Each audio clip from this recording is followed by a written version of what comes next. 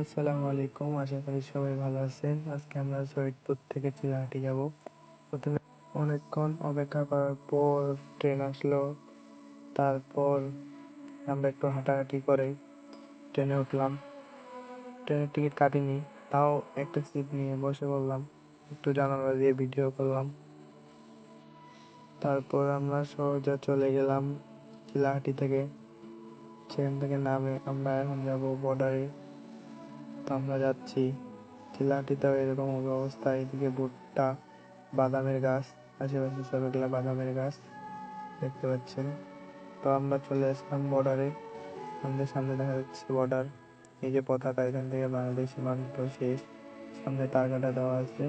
আমরা এখন যাচ্ছি গেটের কাছে। তারপর একটা ছবি তুললাম, তারপর বাবু একটা ছবি তুললো। তারপরে যে দেখতে পাচ্ছেন ইন্ডিয়ার বর্ডার গেট, এদিক দিয়ে ট্রেন যাইতো ইন্ডিয়ার মূলত চিলাহাটি থেকে, অনেক সুন্দর একটা গেট। তারপরে এই পাশে বাংলাদেশের সীমান্ত গেট, এখানে বাংলাদেশ সীমান্ত, এখানে ট্রেন চেক দিত। তারপরে এই পাশে ইন্ডিয়া।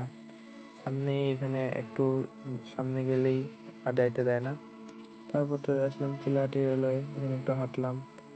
তারপর বাবু একটু হাঁটলো, আমিও একটু হাঁটলাম। তারপর বাবু ওদিকে বাংলাদেশের গেট, পকেট গেট দিয়ে অতিক্রম করে ইন্ডিয়ায় চলে গেল।